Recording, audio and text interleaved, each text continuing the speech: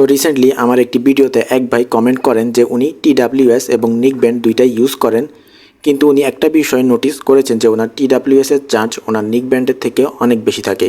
তো উনি এই বিষয়টি জানতে চেয়েছেন। তো আমার কাছে এই নিক ব্যান্ডটি রয়েছে এবং এটি আমি অনেক বছর যাবৎ ইউজ করেছি, কিন্তু বর্তমানে একটা সমস্যা হচ্ছে এটার ব্যাটারির চার্জ খুবই কম থাকে। তো এই কারণে আমিও এই বিষয়টি নিয়ে একটু ঘাটাঘাটি করেছি এবং আমি যেটা দেখতে পেয়েছি যে এইরকম নিক ব্যান্ডের মধ্যে মূলত একটি মাত্র ব্যাটারি থাকে, যেমনটা আপনারা আমার এখানে দেখতে পাচ্ছেন, এবং এটার মধ্যে কিন্তু কোনো রকমের ব্যাটারি নেই, অর্থাৎ এই একটি ব্যাটারি দিয়ে এই পুরো নিক ব্যান্ডটি চলে। যেখানে TWS এর ক্ষেত্রে কি হয় যে এখানে দুইটা মধ্যেই কিন্তু আলাদা আলাদা ব্যাটারি থাকে।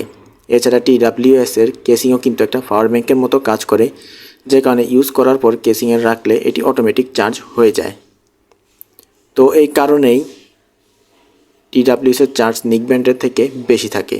তবে অনেক ক্ষেত্রে অনেক নিক ব্যান্ড রয়েছে যেগুলোতে কিন্তু দুইটা ব্যাটারি ইউজ করা হয়, তো এগুলো চার্জ কিন্তু আবার বেশি থাকে। তো মূলত এখানে এটাই হচ্ছে কারণ TWS থেকে নিক ব্যান্ডের চার্জ কম থাকার।